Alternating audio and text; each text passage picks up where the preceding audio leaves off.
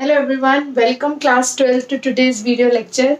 Class, today we will proceed with a new chapter number 5 of your first book, Organizing.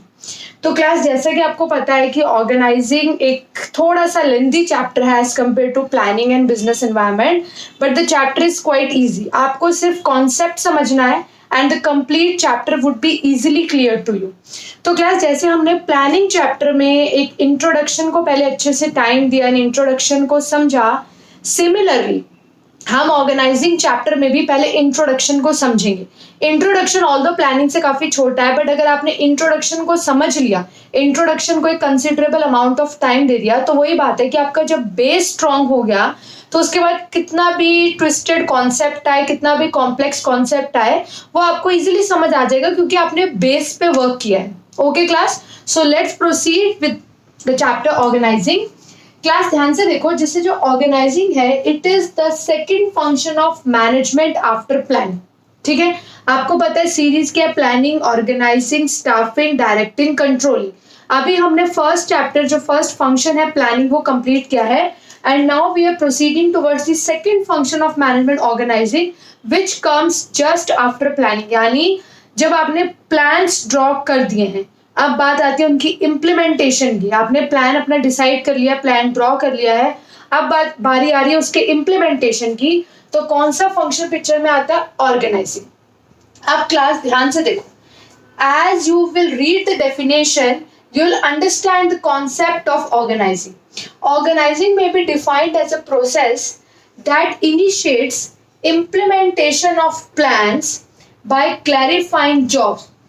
That initiates implementation of plans, यानी जो भी आपके plans हैं, जो आपने plan बनाए हैं, अब आप उसकी implementation करो. ठीक है, इस चीज को समझो ध्यान से. Organizing may be defined as a process that initiates implementation of plans. अब प्लान्स की इम्प्लीमेंटेशन तो हो रही है, बट कैसे हो रही है वही ऑर्गेनाइजिंग फंक्शन है. Are you understanding the point? Plans की इम्प्लीमेंटेशन हो रही है, बट इम्प्लीमेंटेशन हो कैसे रही है वो ऑर्गेनाइजिंग फंक्शन है. कैसे हो रही है? बाय क्लैरिफाइंग जॉब्स, यानी आप जॉब्स क्लियर कर रहे हो, आप रोल्स क्लियर कर रहे हो कि किस पर्सन को क्या काम करना है. मिस्टर ए को परचेज का काम करना है, मिस्टर बी को सेल्स का काम करना है, मिस्टर सी को प्रोडक्शन का काम करना है, व्हाटएवर. तो आप जॉब्स क्लियर कर रहे हो लोगों को कि किस पर्सन को क्या जॉब करनी है. By clarifying jobs and working relationship, आप लोगों को उनकी वर्किंग रिलेशनशिप भी क्लियर कर रहे हो कि कौन किसका बॉस है, कौन किसका सबऑर्डिनेट है. मतलब आपने इस हिसाब से पोस्ट क्लियर कर दी है कि क्लियर हो जाएगा हर किसी को what is their working relationship, किसको क्या काम करना है. वो तो हो गया clarifying jobs. Why I am putting so much emphasis on the definition, because इस डेफिनेशन में पूरे चैप्टर का जिस्ट है. जहां पे आपको डेफिनेशन से मैं कह रही हूँ ना, बेस क्लियर हो गया तो हम जो भी नेक्स्ट टॉपिक करेंगे वो सारे टॉपिक्स आपको इजीली क्लियर हो जाएंगे. तो क्लास, किसी भी चैप्टर के इंट्रोडक्शन पे पहले आपको फुल फोकस करना है, 100% अटेंशन देनी है, एंड कंप्लीट चैप्टर आपको क्लियर होने लग जाएगा. तो क्लास, हमने समझेंगे ऑर्गेनाइजिंग के अंदर सबसे पहली चीज हमने क्या करी, हमने जॉब्स क्लैरिफाई किए. मींस लोगों को उनके रोल्स क्लियर करें, किस पर्सन को क्या जॉब परफॉर्म करनी है. एंड वर्किंग रिलेशनशिप, आपने लोगों को उनको वर्किंग रिलेशनशिप भी क्लियर करे.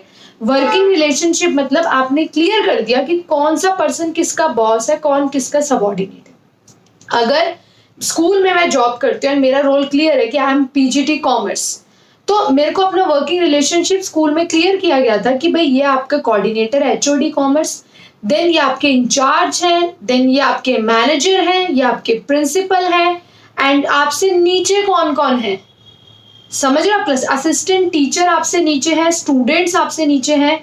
तो क्लास, ये होती है वर्किंग रिलेशनशिप. आपको क्लियर कर दिया जाए कि you have to report to whom, कि आपको काम करके किसको रिपोर्ट करना है, एंड कौन लोग काम करके आपको रिपोर्ट करेंगे.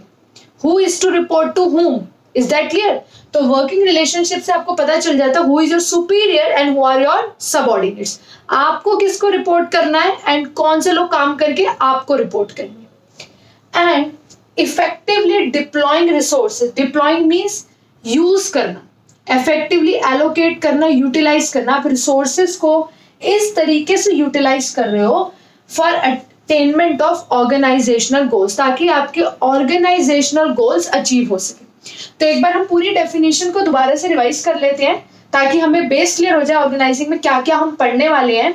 तो ऑर्गेनाइजिंग में भी defined as a process that initiates implementation of plan. पहले तो ये चीज समझो कि ऑर्गेनाइजिंग का मेन पार्ट क्या है कि हम इसमें प्लान्स को इंप्लीमेंट करेंगे।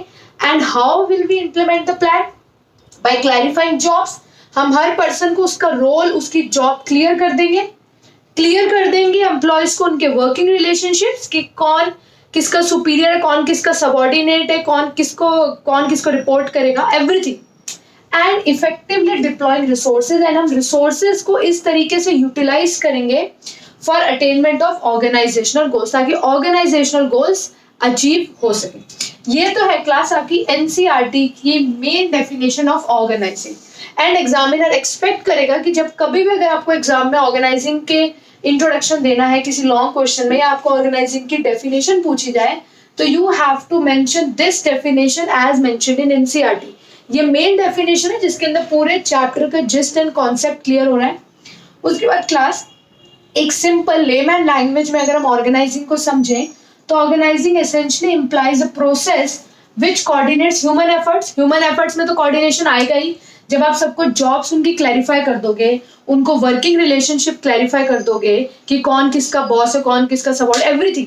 आपने हर किसी को उसका रोल बता दिया, उसका वर्किंग रिलेशनशिप बता दिया, तो आपने ह्यूमन एफर्ट्स को तो कोऑर्डिनेट कर दिया। असेंबल्स रिसोर्सेज, आप रिसोर्सेज असेंबल करो, उन्हें यूटिलाइज करो एंड इंटीग्रेट बोथ, एंड दोनों को कोऑर्डिनेट करो, ह्यूमन एफर्ट्स को और रिसोर्सेज को कोऑर्डिनेट कर दो। अगर लैंड है, लेबर है, मशीन है, ये रिसोर्सेज है। एम्प्लॉयज आपके ह्यूमंस, आपको इन दोनों को कोऑर्डिनेट करना है। ठीक है, ये हमने चैप्टर नंबर 1 मैनेजमेंट में भी पढ़ा है कि मैनेजमेंट के अंदर कोऑर्डिनेशन होता है किसका? मैन एंड मटेरियल का। एम्प्लॉयज आपके ह्यूमन एफर्ट्स, मटेरियल आपके रिसोर्सेज, इनके कोऑर्डिनेशन से ही क्या अचीव होते हैं? ऑब्जेक्टिव्स। ठीक है, तो organising essentially implies a process which coordinates human efforts, assembles resources and integrate both, दोनों को आप इंटीग्रेट करते हो फॉर अचीवमेंट ऑफ ऑब्जेक्टिव। तो क्लास इस जो इंट्रोडक्शन वाला लेक्चर है, इससे आपका एक बेस बना है ऑर्गेनाइजिंग का। आपको काफी हद तक चीजें क्लियर हो गई हैं, ये आपको पता चलेगा when we will proceed to the next topic, then you will understand कि हाँ, बेस समझने से आपको आगे वाले टॉपिक समझने कितने आसान हो गए। तो क्लास अगर आपको इसमें कोई भी डाउट है, just mark it in the comment box.